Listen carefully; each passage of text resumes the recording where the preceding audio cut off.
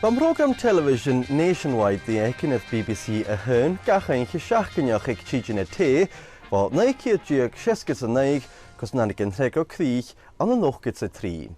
Gachain chivigne millionen thug vretin gachuater da over, valientin nechen a njesker, agus va adish na nochgig as a program as gach kjarnig an a rioch gönigje. Chraco jiver kajeroi fydach, va kench gymig skialach het chodikin as a skidai teen a nochgig ed a program ödikin. Chalakas moran gan haddish in a chaimach ach anuad, agus haddish in a shachkin in ha roin, be mishet or tuk of tug, gan a skialach gan is eintjiniche, agus doche is annesiche a chonneshin vod fagalape. Al nox an a tivanier na duche a mit luche de frostbik, agus misknechishin biat sho. Banaltrumen in ikvan edijin an in waschu, chalag lishenalag is smissen alape, a drovig spreef an helan skianach go kreiv, Skipabal kosha a chai ceir hi a tol haddish a seasan. Agus balach ulish, balach o saloch svan an alabe an a shachit a ceir. Agus cydmi galv gynghord cyd ywsyd dyf gybi catfel sheisha nio kwas a hashu. Nyshe fatamas ro gu edd stanke chredish agus dwlyd ysnig dynia an fi reik hehen, hydych ar nationwide edd corum fierfalach edd eirach gychanoch fasgedd glaschu. Agus mar a chiisiú sé fír chlesavan a bheith de chuid adagad bhuat gamalua. 10 years or so ago, the road out of Glasgow along the southern shore of the Clyde was more than an escape route to the beauties of Argyll. Across the ferry from Gourock to the Noon, the road led the hopeful traveller ever onwards on the scent of riches, the riches to be had in the rush for Britain's black gold, oil.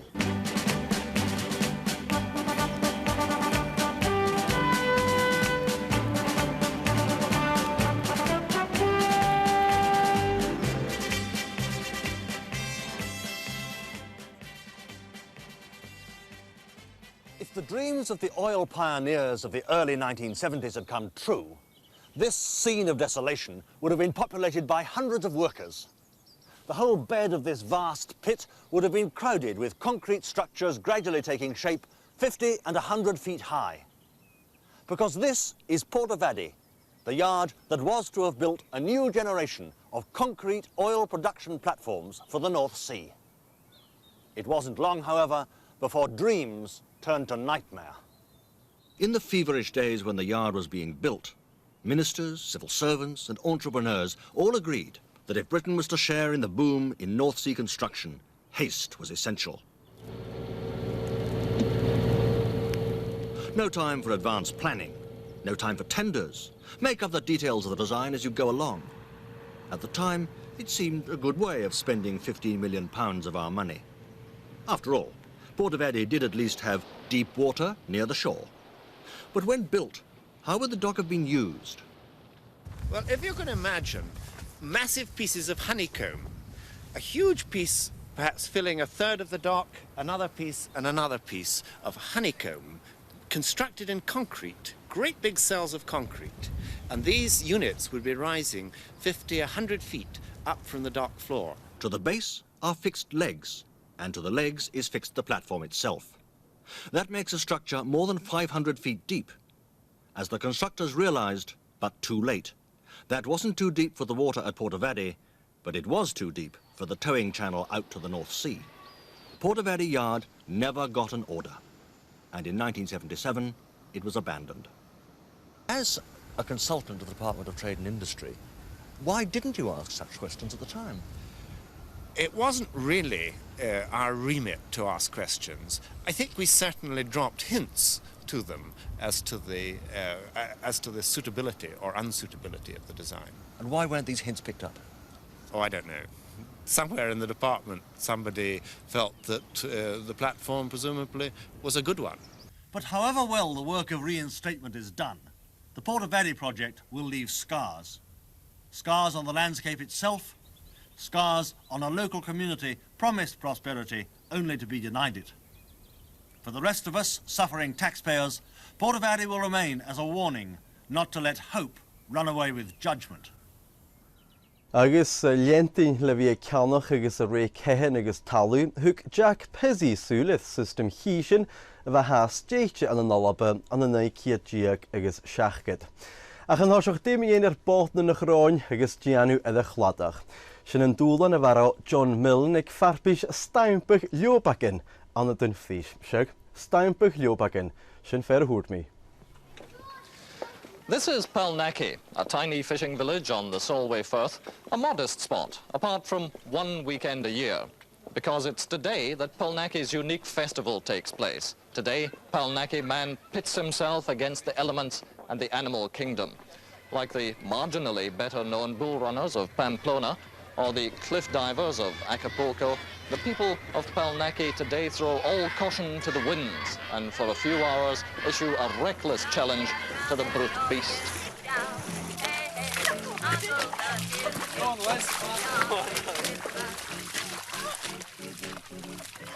What a dance do they do, Lordy, how I'm telling you.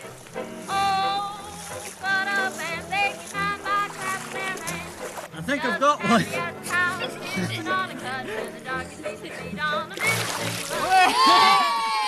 What does it take to make a good tramper? You have to be a special build or have sensitive toes or something. Big feet. You're another successful tramper, but a little less successful. How do you explain that one? Well, wee feet.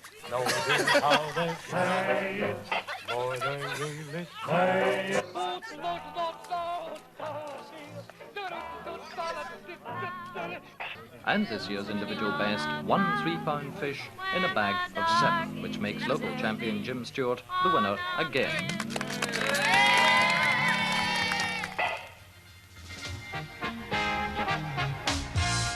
If a Scotsman wants to prove to you that Scotland can be as modern as anywhere else, he'll probably bring you here, to Cumbernauld New Town. With its super city centre, it's a concrete fantasy, an architect's dream, a planner's delight, and the pride of its ultra-modern citizens. But for all their futuristic environment, the people who own houses in this town of tomorrow are shackled to the past.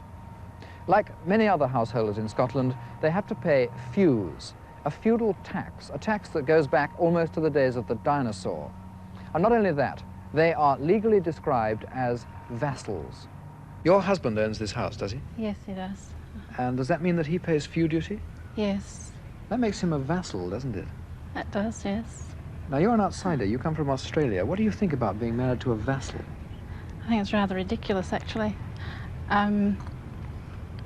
Having to pay for your land and then having to keep paying for your land is barbaric. The vassal gets nothing for his money, except if he's lucky, the freedom to do what he likes on the land which he's already bought anyway. But he may not be even that lucky.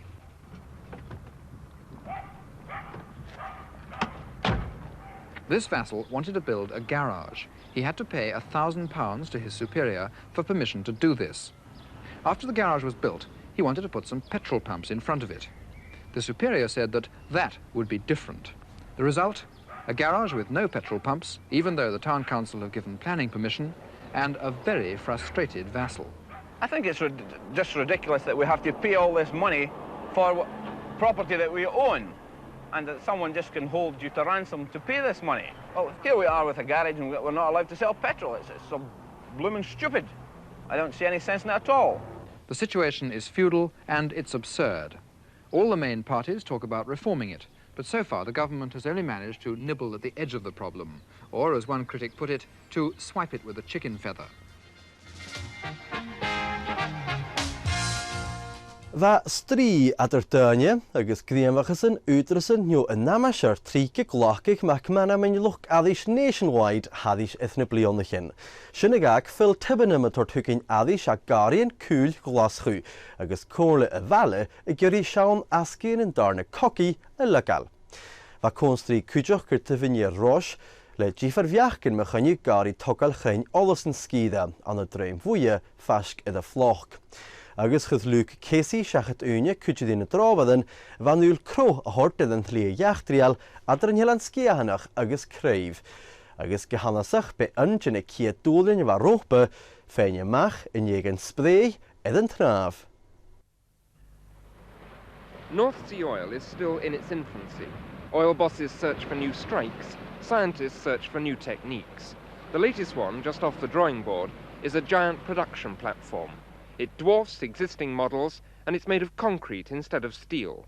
Its sheer enormity demands that it's built in deep water, in well-sheltered coves, somewhere exactly like Drumbuie, a cluster of cottages and crofts set in the grandeur of Scotland's west coast.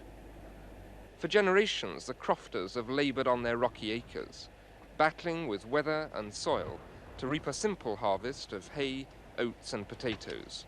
But now they're confronted with more sophisticated forces, and for all their canniness, they're no match for them. I can foresee that Drumbuie would no longer be on the maps. It would be wiped out. Just over the hill from Drumbuie lies the Kyle of Lochhelsh, ferry point for the Isle of Skye. It's feared that traditional industries, like fishing, will have their labour siphoned away by the lure of fat wage packets. Alistair MacLean watches the situation with concern. Oh, it's going to have a disastrous effect on the whole area, I would reckon. Not just us here in the boatyard, but I'm sure all local contractors feel the same as we do. There are several tiny villages, like Plockton, that lie in the affected area. They're all quite separate, and yet linked by friend and family, and a busy calendar of social gatherings.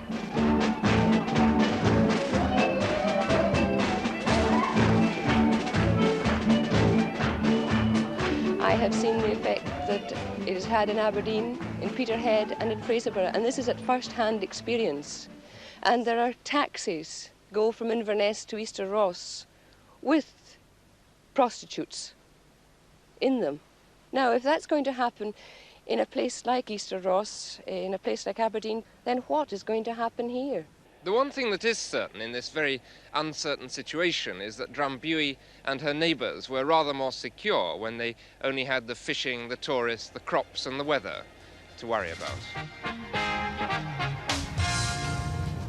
Springs come early this year to Mrs. Elsie Munro's garden. Even in Glasgow, where the Munros live, the mild winter has meant an earlier than usual start to the weeding and seeding. It's really not much more than a postage stamp back garden, but Elsie and Johnny Munro, old-age pensioners, have put their hearts into it. They've got crocuses, and soon they'll be growing sweet peas, tulips, gladioli, and all the rest. Johnny's a former tax official who's been partially crippled through ill health, so Elsie has to do most of the work. The garden is practically their only interest, especially the roses. But the rambling roses on the wall of Johnny Munro's garden shed won't be blooming this year at all. Because the garden shed, you see, isn't a garden shed at all, at least not in the eyes of Glasgow Corporation. It's an air raid shelter 30 years old, one of the very few left in the city. Inside, it's perfectly clean and tidy, at least as tidy as any garden shed. It's been well maintained, and it's as sound as the house itself. But the corporation say that that doesn't matter. Whatever the Munros think, it's got to come down. Glasgow Corporation Housing Committee has decreed that all air raid shelters must be demolished. They've already spent £250,000 on the job. I think it's a dreadful scandal to any country that they should throw money to the winds like that unnecessarily. If we wanted it down, that's a different thing. It looks very pretty in summer, the roses in blue. Yes, it's a good guard for the roses too, instead of having trellis work. The shelter is, in social terms, it's relatively unsightly. It's in strength and structure, it's out of all proportion to the use that's made of it in normal peacetime conditions. And I think myself it would be making bad law to legislate the policy for the one Dad's Army case. But have you seen it? This particular shelter? No, I haven't seen this particular shelter. But it will always remain in my memory as a gross insult to corporation tenants. I am one.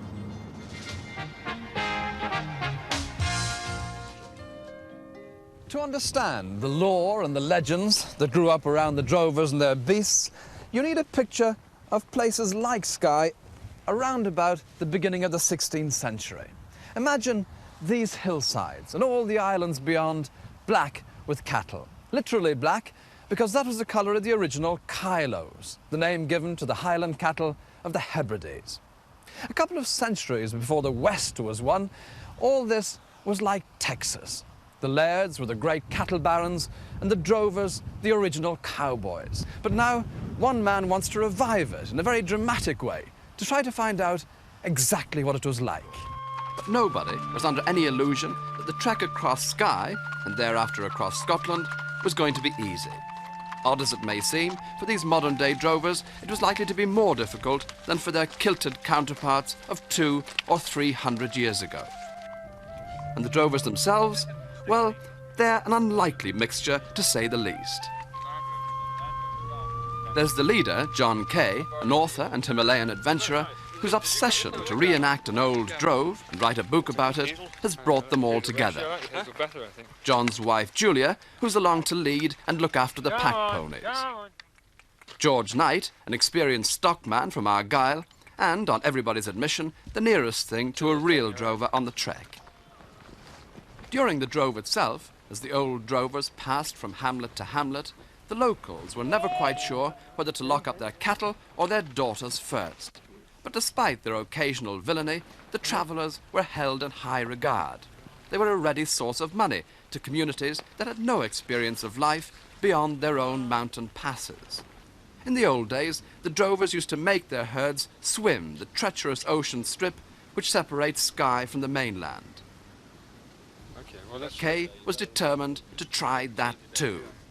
Cattle do swim, but would these comparatively domesticated animals show much stomach for it? Would the drovers have the skill to get them across? Before risking his herd in the Atlantic Ocean, he decided to have a rehearsal in the freezing cold but comparatively quiet waters of a sea loch. You can lead a bullock to water, but you can't necessarily make him swim. At least, not in the direction you want him to go.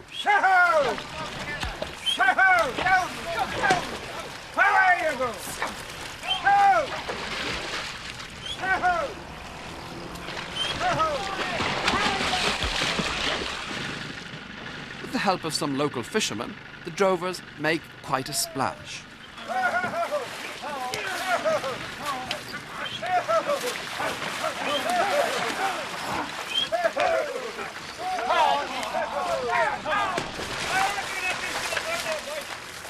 In the end, the cattle decide that bracing as an October dip in a Scottish loch may be for humans, they prefer terra firma. Seen beasts swimming certainly, but mary's a time, but I was never at the trick at all. This is my first go. What we haven't really got is we haven't got a good enough leader, have we? So, in the end, like all the other modern travellers passing through, John Kay's Highland herd catched the ferry.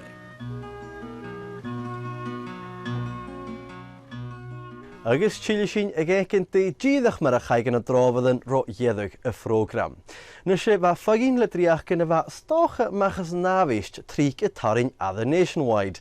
A leid banaltrumen na níos lein éidirgéine bheith scé amach a glaschu go scídan imolach is fag na halapa a fríhalach Islandích. Agus banaltort súla na bheith do lachal de Chosnaín agus inad Ravenscraig va Chunart a bheith Malcolm Wilson an na tupper na Maher. Ach mis eich sin na hadishin sin, hannig yn campani garamalteach crŵp sy'n glaschu a lara clwchgobrach sgilal, agus gylio'r alapnich jonach toc a lara yn ôl gan y garamalt y gwbydd. Chydagin nach e bwlach afwydus yn pet a fan y nalabe, ach afwydus yn hen dol yn your fuse blown. Lunchtime in one of Glasgow's most up-to-date hotels. The drinks served by a pretty Vietnamese girl are free, paid for by a company which wants to offer secure, reasonably well-paid jobs to about 30 of these men, if they're suitable. But don't get the wrong idea. They're not being given the treatment because they're sharp, up-and-coming young executives. These are fairly ordinary Scottish factory workers, but men with skills, grinders, toolmakers, machine tool fitters and so on. And there is work for them. There's work, all right, but it's not in Scotland. The jobs on offer today are 650 miles away, in the black country of Europe, the Ruhr. The firm that wants them is the massive Krupp organization at Essen. When the Krupp empire heard what was being printed on the front page of Scottish newspapers, they took advertising space inside and sat back and waited. To be completely fair to Krupps, apart from the free drinks, the handshakes, and an attentive social secretary, they're offering about 30 of the 200 or so men who've responded to the advert a free trip to Germany to examine conditions for themselves before they sign a one-year contract. Have you asked a lot of questions since I last saw you? The firm regard this recruitment drive as a perfectly ethical business operation. But aren't they really simply capitalising on Scotland's misfortunes? I suppose this is fair enough from their point of view, but it certainly disturbs us that skilled workers of this category should be leaving Scotland. We think this is something that should be tackled by the British government, not by siphoning off to the continent. And from the point of view of the German company, it seems to me that it's nothing short of poaching. I don't like the expression, and it's not our intention. I want to make that quite clear. If we create this impression, I think then perhaps my firm would refrain from doing anything. The collapse of Rolls-Royce is just one of the things that's aggravating the slump in Scotland, because about 30,000 people working for subsidiary companies here are likely to be either sacked or laid off because of the company's failure. Odd, isn't it, that only 25 years ago, Rolls and Krupp, two of the most famous names in engineering, were at each other's throats in the middle of a vicious war. All right, so that was a long time ago. But what a lot of people find it hard to swallow is that the winners then can't afford to pay their way, and now it's the losers who can buy the drinks and our best workers.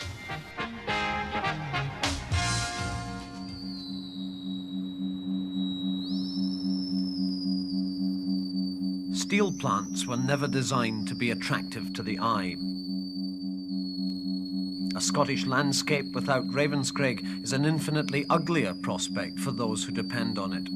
The steelworks lies at the heart of North Lanarkshire, where a catalogue of industrial closures has sent male unemployment soaring to above 22%. But Ravenscraig doesn't represent just another local industrial crisis. Ravenscraig is special. This is the last line of defence. This is the Alamein of Scotland. And we'll not allow it to close. We can't allow it to close. And the people of Scotland has a tremendous history as far as fighting for their rights is concerned. If Scotland's industrial credibility hangs on Ravenscraig, the people of Motherwell are just trying to save their town from total collapse. With 10,000 families directly and indirectly dependent on the plant, there's little confidence that commercial life in Motherwell could survive a closure on this scale. Everyone would be affected. See, for the young ones, well, the only thing I can see is them going away from Scotland. The bright new shopping centre conceals a dark concern that the bottom is about to fall out of the community. The man at the centre of the local campaign is the Labour MP for Motherwell, Dr. Jeremy Bray. Ravenscraig has suffered. It's been greatly handicapped by being regarded as a political creation. It's no longer that. It can survive on technical and economic grounds, and any suggestion that Ravenscraig or any of the other big five could be closed would really be a confession of failure of the whole of British industry and of the present government's economic strategy. This is the vacant and sadly forlorn car plant at Linwood outside Glasgow. First Roots built cars here, then Chrysler, then Peugeot Citroën, until finally the entire plant was closed down 15 months ago to become a rotting monument to failed regional policy. As Scotland's only major car manufacturing plant, it was a key industry and an important customer of the Ravenscraig steelworks. But the campaign to save Linwood failed, and the argument goes that if Linwood was the battle that Scotland couldn't win, Ravenscraig is the battle that Scotland daren't lose. What most of us tend to forget is that Scotland is a big country. It's as far to fly, say, from Glasgow to the Shetlands as it is from London to Prague. With an area as large as that, the air ambulance service is needed almost every day. Last year, for example, they turned out on nearly 800 calls.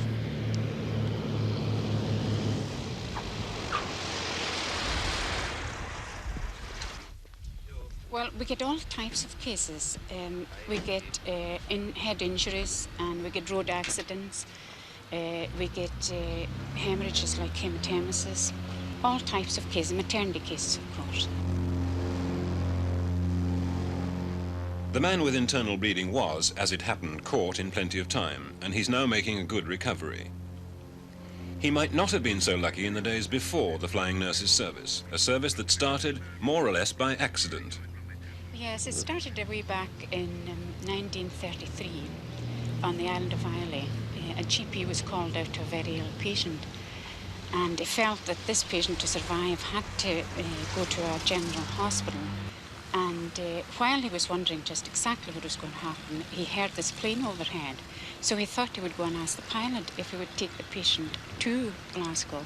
And that was the first air ambulance case. I have been in pretty rough flights, but it's been very rough. In fact, we went once to Shetland. We had to come down to refuel in Orkney. And when we arrived there, the domestic flight, the captain had decided he was going no further. He wasn't going on to Shetland. However, the captain on the air ambulance flight decided he would go on. So they asked me, are you willing to go with captain? I said, yes. So he decided he would take the big plane, I think it was a Viscount, and we took the passengers and we took the stretcher with us. And it was a very, very rough passage coming back. I was as sick as a dog. Kan je kalnes missen at droog hures Wel va saf sprúilich mare va sanjer an skide val in huke an henne jesne halappe et janu droog de vintje de valle an schachke te keed. Wat de janu erp in jaun femini gloset, agus at navres gro a janu kron slaantje geunje. Agus va sprúilich de jorse Elena wonach do vente a baleli. Le stories va van halu as a gare eke tot bekken adaket a varach gestach an nachi. Agus chapetidig skilling en hiligan. When it comes to digging in the garden, Jill Scougal is particularly keen. Even in the winter months, when the ground is hard and frozen, she's out most days for an hour or two. The soil in these parts, it seems, is particularly rich. Alongside the cucumbers and courgettes, she digs for a more exotic variety of garden produce. It's a harvest of plenty, a harvest of glazed earthenware pots, coloured glass bottles, and elegantly shaped jars, because the Scougals are the proud owners of a rubbish dump. It was only once they had moved in they discovered they were sitting on a fortune in Victorian empties, a cache long since buried and forgotten until the newcomers attempted to cultivate the garden. The Victorians, never having known the baked bean tin, packed all their perishable goods in much more elegant containers. Today's obsession with the past has put a premium on the throwaways of yesterday, and treasure trove like this can fetch unlikely sums at the stalls of Bermondsey and Camden Passage. There's something. Oh, that's green. That looks quite good. That's rather nice. What is that? Embossing on. Oh, yes. Oh. What does it say? That's world-famed lavender water. Oh. Fraser and green. How much would something like that be worth? Any idea? Probably about a couple of pounds. Couple of pounds? Yes. Get that tin out. Ah. That could be. Yes, look at that. Oh, we've got a hot lid there. That's good, is it? Yes, it is. Cherry toothpaste for preserving the teeth and gums. Valuable. And it shows the picture of cherry blossom on the top there. Yes. How much would that be worth? Between 7 and 10. I'll put it up there. Yes. Right, let's press on. As a measure of the riches lying beneath the garden, a typical bucketful like this, the rewards of barely 2 hours digging, could change hands for anything up to £50. The coastal farming community of Drumore has one claim to fame that it's happy about. Being the most southerly village on the Whig Township Peninsula, it qualifies as Scotland's Land's End, though quite which end, they don't seem to be able to make up their minds. But Drumore is also getting known for a local feature it's not so proud of. For there's something in the air besides sea breezes at this unfashionable little resort. Oh, horrible. Horrible. Worse than rotten eggs. Far worse than rotten eggs. Smelly. This is what the people of Drumore are complaining about.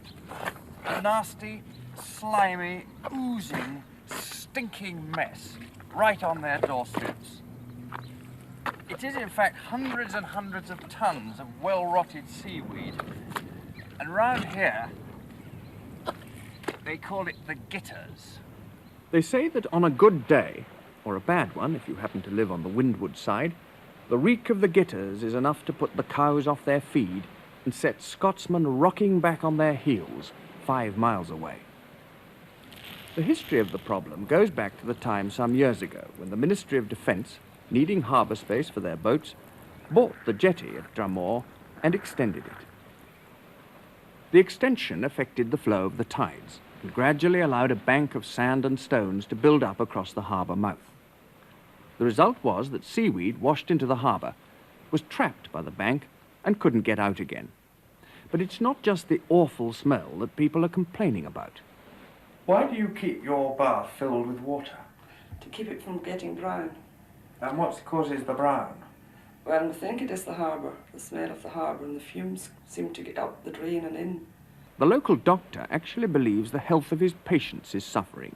Sore throats which are inflamed, but which there's no actual infection. Long-term hazards I'm less sure about, but breathing in a toxic irritant material is never a good idea. If you or I set up a pig farm here, or something similar, producing a noxious smell, a hazard to health, then we'd be made to fix it and fix it fast. Because it's a government department and such like that's involved, it's terribly difficult to get at them, to get them actually to do anything. Specan hían a gro safas na bha siad de Yemen, agus chape yn reim fôr yn y nefele as yr o triplad. Ag anias gybita yn y tri gysmainach ych gyfel tyfynir na halabe ymysg na hadjach yn ys brias newhich, fa bale chwlish drochliw y chosnig, mar yn bale y behalachie yn y nalabe, agus chwth nationwide Bernard Falk ar wans chwch na cwys. Chylan tri gychloni'r lwcneach gygra gyfel rwyd mialte, gyharach gyfel liad mialte, ach sy'n yn iara rwyd fa Jack Pizzy y tonish as naddish Egerson a Syrach Gar. Ach rona sy'n dim un gem bingo. An yn glaschu chan an y fan i gefach caws y fas an y siacat y hyn ach a fein awlan gan yn hyrlich lefi y bwonachig. High tea at the home of the O'Neills in Glasgow. The kind of spread which any mother would be pleased to lay before her family. Roast chicken, baked ham and potato fritters, plenty of vegetables. And to follow, tinned fruit, biscuits, cakes, as much as they can eat. But she didn't buy the food for this meal at the corner grocer's or the local supermarket. In fact, she didn't buy it at all. Every item on her shopping list, from the tins of soup to the tea bags, she got here. Red on its own, 3. Green 4 in 9, 49. Blue 1 in 6, 16. It's called Prize Bingo, a firm favourite with many housewives, where for 5p a card you can win anything from a toy train to a set of table mats. Here the game's the same, but the prizes are different. Most of the shelves in this bingo hall are stocked with foodstuffs. But when the prize, or the lure if you like, is something as basic as food for the family, everyday things like sausages and chops and bacon and tins of beans, then Prize Bingo takes on a decidedly different slant. Top card is a bonus, bonus and bonus. Check, please. Every 90 seconds or so, someone calls house and wins a voucher for about 50p worth of groceries, which she can collect on the spot. Mrs. O'Neill hit a lucky streak and left the Bonnie Bingo parlour with 5 carrier bags full of goodies. You've spent 15 shillings. Have you any idea at all how much you've saved on all this? Oh, right, that's a bit... £2 anyway, £2.10. At least, yes. Can I ask you where you got the money to play bingo with? Was it from the housekeeping?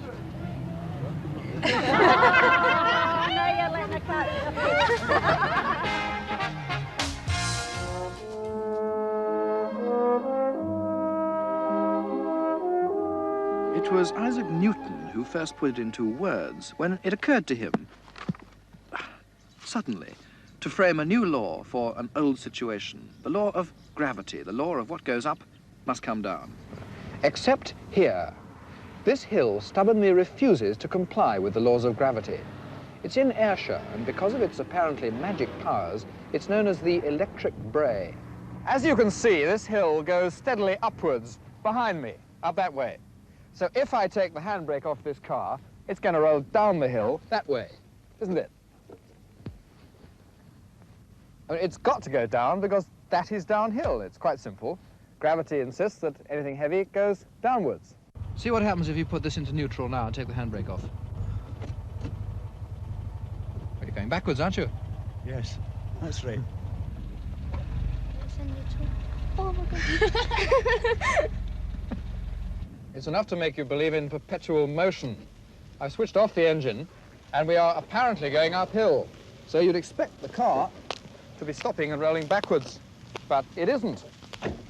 Now, even if you can't believe your eyes, you can believe your legs, and though we appear to be going uphill, my legs do tell me that we're going downhill. Lesson 1 in riding a bike is, when you're going downhill, freewheel, but not on the electric brake. Here you save the freewheeling for going up the hill. I find it quite hard to believe that we really are below those cars.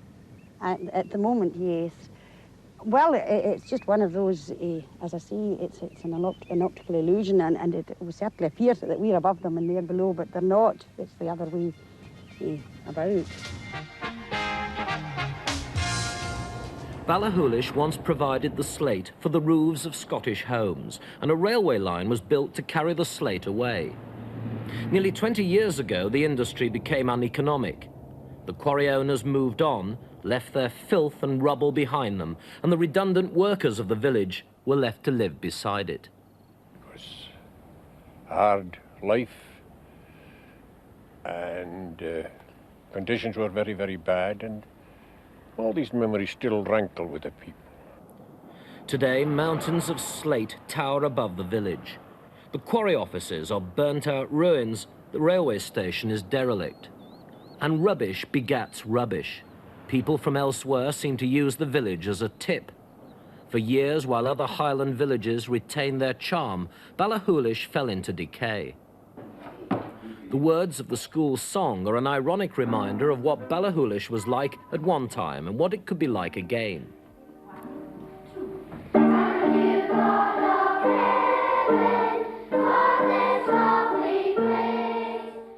Being a teacher, I think it's our duty to encourage the children to have a sense and a love of beauty. And I think it's very wrong that we should sit back and allow them to be conditioned to accept the squalor. Latterly, since a county councillor publicly described Ballachulish as Scotland's dirtiest village, the apathy has gone and a feeling of indignation has swelled the ranks of those pressing for something to be done. Now a Clear Up Ballachulish campaign has started, there are several major problems. The quarries are privately owned, so Argyll County Council might need to compulsory purchase them before a restoration plan could start. Furthermore, the newfound hostility here towards the pollution may have come too late. Argyll County Council told us they were anxious to do something to help Ballachulish and said that at present they were considering asking the government for a grant to clear away these mountains of slates and rubbish. But the people of the village are sceptical about the County Council's intentions because very soon Argyll will cease to be responsible for this area. A new body will take over, the Highland region. So why, say the villagers, should the Argyll County Council go to the trouble, the bother and the expense of clearing up the place? At present, tourists use Ballachulish as a jumping-off point on the route up north and cross the loch on car ferries. The irony is that Ballachulish desperately needs the tourists to stop and spend a little money here now that the quarries are closed. Soon a new road and a bridge across the loch to replace the car ferries will boost the number of tourists passing through. Yet unless the village is tidied up, the visitors will continue to pass it by, and the people will continue to face the frustration of living beside the rubble, while all around them lies the magnificence and the beauty of the Scottish Highlands. Va driachgan agus doi bethe anasach na haringen loch gadis is nationwide, geharage na divigat e chiner tourist ag Alba. Va gach cwsbad fan y grein, dwoltach chin fan y frosbig. Va cwtio nog gyda frogram bydd yn cwth goffe me janu ober na chrokialge ddi ympriniaf chosnig, agus torri sin losin. An yn glaschu an y siach gyda siach cygo seidjyd yn ôl uolich yn obrach o lwc smali y fer stalc, agus va Diane Harren fo skip a nationwide. The Green Goddess answers a call in Glasgow. Over the last 25 years, like many of the old Olympians, she'd fallen from grace. But while the present emergency exists, the lives and homes of the people of Glasgow, as in the rest of the country, now lie in the safekeeping of these old ladies. Temporary temple for the Green Goddesses is Hotspur Street, an old territorial army drill hall. Here, men of the Royal Highland Fusiliers camp for the duration, as they work a gruelling 12 hours on, 12 hours off rota. Home comforts are nil. When they're not working, the options are to play cards, grab quick meals, or try to sleep. Well, it's 8:30 now, and this second shift have been on duty for just over an hour and a half. In that time already, they've answered 5 calls. 3 of those, for whatever reason, were hoaxes. The other 2 were small fires, which in fact were out before the soldiers arrived. But there's always the thought that the next one could be the big one.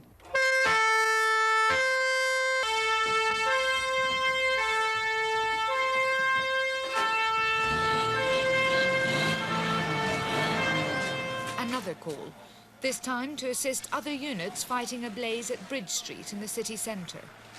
It's a big one, and fire brigade chiefs are on the scene to advise. Well, what's going to happen, Tom, is they keep those jets going there, it'll stop the fire from trying. But if what we're stopping there is still going up through the lift shaft. Well, this is obviously much more difficult now, isn't it, than what you've been doing? Can't get near it. Yeah. Is there any point? Almost there, I think. It's just a smouldering. This is the hardest one we've done so far, anyway. 7:45, and the fire breaks out again, bringing a renewed effort from the exhausted soldiers, police and fire chiefs. Well, it's now 12:30 on the second day, and this fire has been going for about 12 hours. On 2 occasions during the night, it seemed as if it was under control, and then the flames broke out again. The question must be, as the strike continues, just how much more of this can they take? This bivouac has a distinct air of permanence about it. Well, it is permanent, because inside is a man called Frank Searle, and he's been living here for the past 2.5 years. A Cockney ex-soldier, he runs his private camp with military precision. He spends a lot of time reading and answering letters. With his books, his beer, and his sleeping bag, Frank gets by. It may seem a Spartan existence to a city dweller, and Frank himself used to be a city dweller, but he decided that this is what he was born for. Because Frank Searle is no ordinary hermit.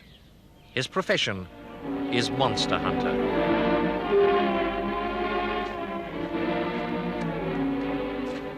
You'll find him any day of the week, perched on the end of the jetty he built himself. He's spent 9,500 hours this way already, and he's likely to spend thousands more. For Frank Searle feels that history has a place for him. He's dedicated his life to being the man who gets the first authentic close-up photograph of the Loch Ness Monster. Like a good soldier with his rifle, his camera is always loaded, always close to hand, always ready for action. Was there any particular point when you said, right, this is for me? Oh, yes. This goes back to 1965. I was talking to 5 students on a lay-by on the A82. And we were looking across at about 7 miles of loch. It was absolutely empty. And all of a sudden, there it was on the surface, a great dark object. Oh, 7, 8, 10 seconds perhaps.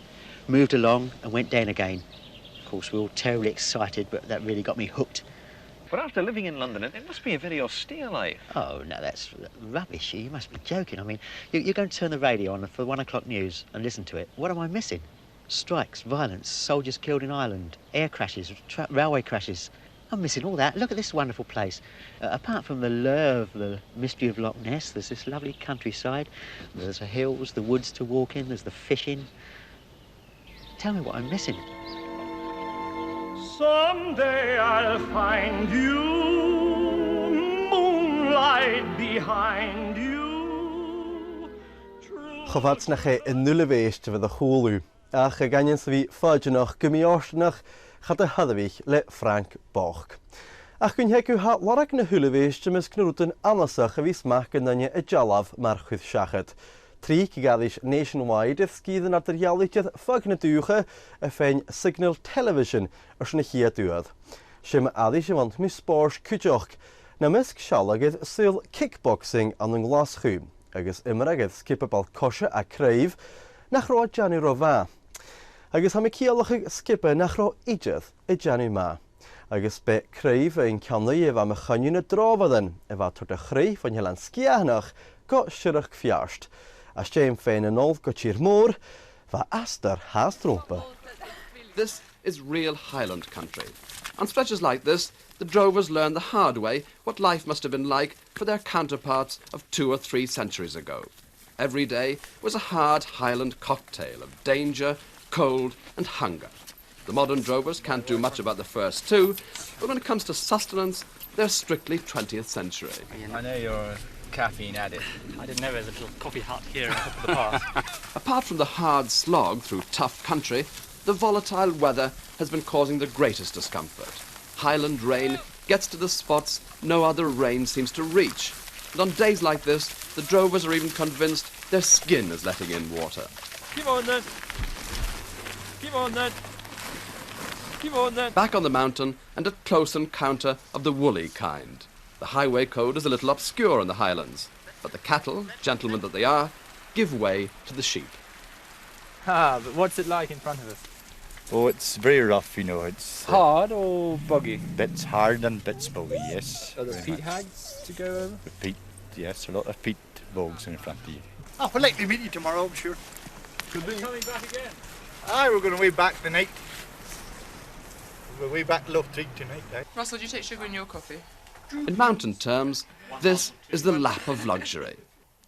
Hundreds of years ago, the diet consisted of oatmeal and whiskey. Kay and his men have compromised. They've left out the oatmeal. As the drovers settle in for the night, the subject everybody has been avoiding finally comes up. The fate of the 30 Highland cattle in their charge. I mean, I just can't bear to sort of parting with all those boys out there and the sort of them going to fatteners, which is what inevitably will happen, isn't it? But they're much too young to go to the butcher, aren't they? No, Yeah, but- some of them it will kill. Oh, they can't. If you look at the quality of those beasts and the haunches and everything they've got on them, they're tremendous. Oh, yeah. But you... It's like eating a friend, isn't it? Crossing Rannoch Moor, one of the most desolate spots in Europe, thoughts of the cattle's fate are put to one side. All the drovers can do is put their brains into a kind of neutral and keep on walking. This they'll do till the cows come home, because journey's end, at last, is almost in sight.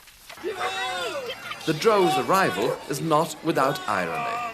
The market park, where the great herds rested before being sold, hasn't seen a sale for 100 years. Even the local cattle mart closed down a couple of years ago, unable to match the competition from the bigger market at Perth. But today, nostalgia rules. John Kay and his crew have brought the past to life in a most vivid way. The ghosts of old drovers will surely raise at last to that. The finest performance by Crieff Sporter this season was when they lost by a mere 4 goals to 0. That was a contest that had the Crieff Sporter fans on the edge of their seats. The scent, if not the smell of victory, was in the air. So far, they've played 32 games this year. Their record reads like a Tommy Docherty nightmare.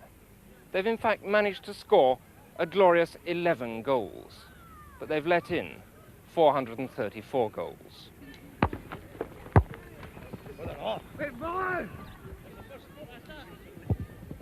They've lost all 32 games. There's not so much as a draw on the score sheet. There have been some remarkable defeats.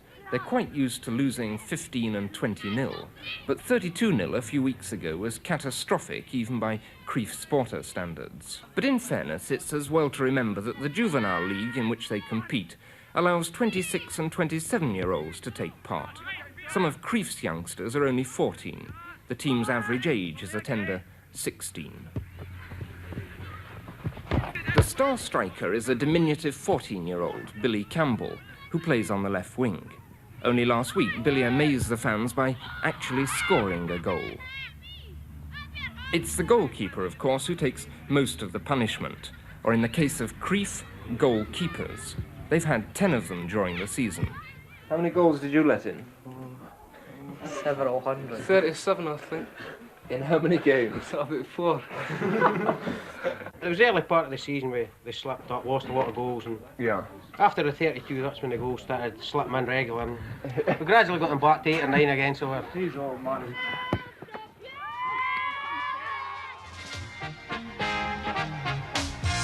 I mean, what do you do in Glasgow on a Sunday night? You could go for a drink, except that all the pubs are closed. You could go to the cinema, except that all the cinemas are closed too, or most of them. But they say that necessity is the mother of invention, and here in Glasgow they've come up with an entirely new form of Sunday night entertainment. It may seem hard to believe, but in the Far East this kind of roughhouse is regarded as an art form. It's called Muay Thai, kickboxing, and it originated in Thailand, where leading fighters out there receive the same kind of acclaim that we would give to Jack Bodell, or even to Georgie Best. Our final contest on the programme, boxer versus kickboxer.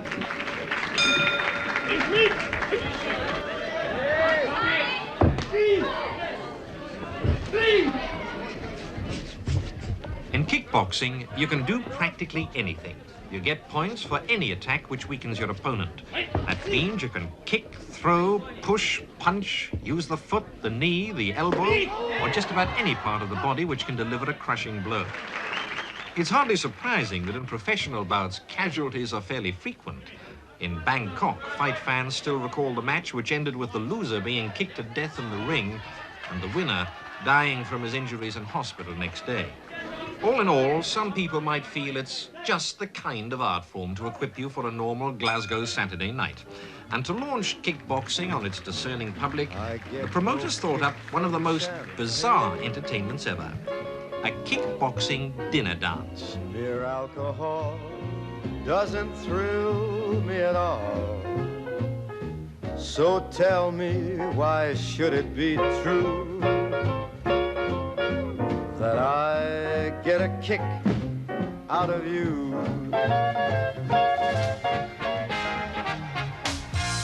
It's taken the people of Arisaig 8 years of community effort to get television, and then it was a do-it-yourself operation.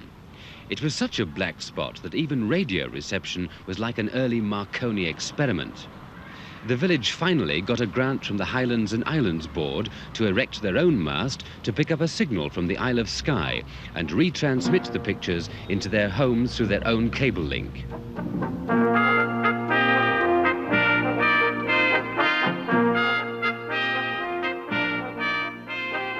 Everyone who wanted television paid £10 towards the total cost of the scheme. Some villagers think it might be money well spent to broaden the children's outlook. Until now, their view of police work, for instance, has been based largely on the duties of Arisaig's one and only constable, watching for salmon poachers or investigating the occasional road accident. Vandalism is fairly rare. Behind a broken window is more likely a small boy and a catapult. Now, any change in the children's views is being monitored by sociologists from Leeds University. Say someone stole your pencil. You were in school. What would you do about it? I'd ask them for it back. And if they wouldn't give it to me back, I'd tell. And who would you tell?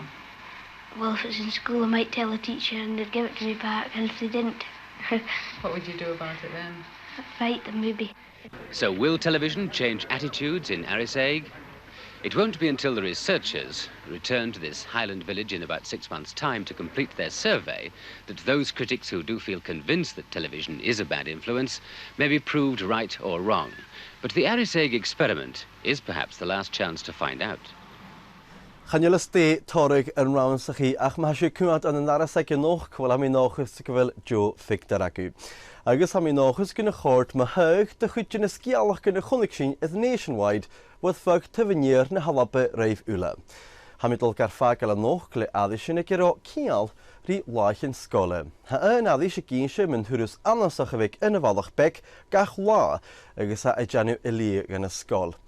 agus scol eile a cosnach clúi héin as an loch ciúile vrosnachig fiachan is yn chaimsif araf y cwad. Chon na chiachgoin, mar sin live.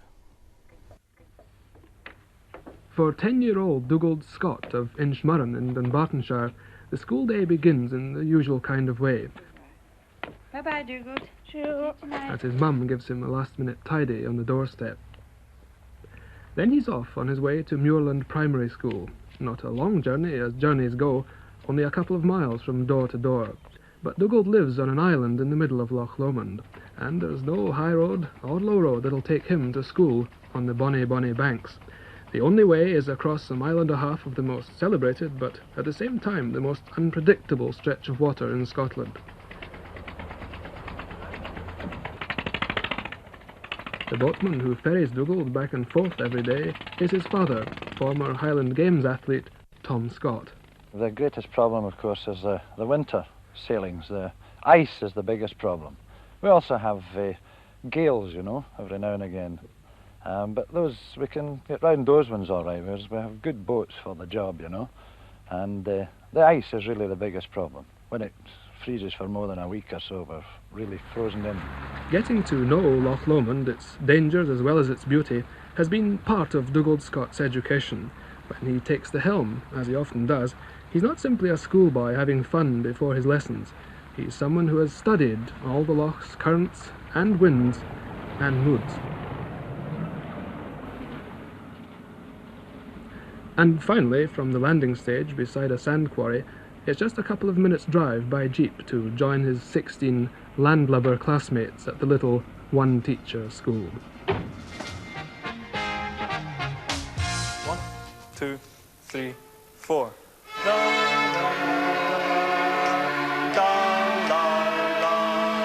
A wee bit faster.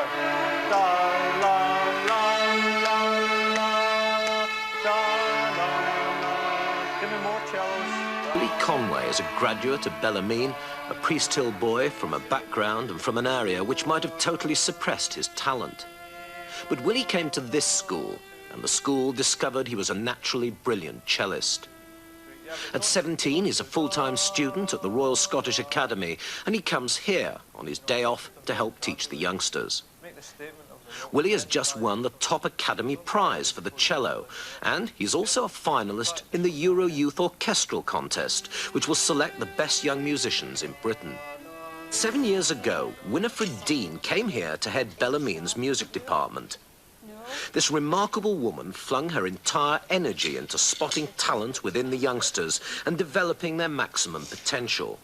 And it's due to her that the Royal Academy has called this school its principal annex. Willie is very special, both because he has a very deep musical talent and because he works so hard to develop it.